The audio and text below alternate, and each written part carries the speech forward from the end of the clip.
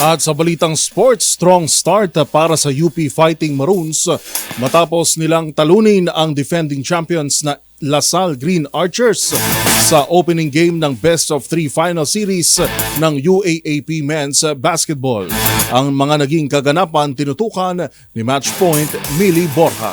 Isang panalo na lang ang kailangan ng University of the Philippines para muling mapasa kamay ang kampyonato sa UAAP Season 87 Men's Basketball. Binuksan ng Fighting Maroons ang Best of 3 Final Series kontra defending champions de La Salle University with a strong victory at 73-65 score sa laban na ginanap kagabi sa Smart Araneta Coliseum.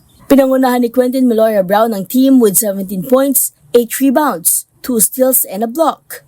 Habang hindi rin nagpoli sa scoring si Jerry Abadjano with 9 markers. Idagdag pa ang dagger tray sa last 40 seconds ng laro. 13 points naman ang naitala ni na JD Kagulangan at Francis Lopez. Pumasok ang UP with a slim advantage sa final period ng laro at para mailayo pa ang kalamangan, kinailangan pumuntos ng 11-4 run nila Meloria Brown at Aldous Torculas at 65-54. Pero nadikit pa rin ang LaSalle ang gap at 65-51 matapos ng back-to-back baskets mula kina Mike Phillips at Lian Ramiro. Hindi naman pumayag ang Fighting Maroons na maagaw ng Green Archers ang momentum with team captain Abadjano delivering a 5-point spurt with only 40 seconds left sa third frame. At nagtuloy-tuloy pa ito sa final period with Harold Alarcon and JD Kagulangan sealing their victory with 3 successful free throws. Sa Game 2, araw ng Miyerkules, December 11, may pagkakataon na ang UP Fighting Maroons na makompleto ang kanilang redemption season habang susubukan naman ng Archers na madepensahan ang kanilang korona sa Mall of Asia Arena.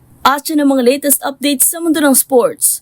Para sa MBC TV Network News, ito si Millie Borja, una sa Pilipinas, una sa Pilipino.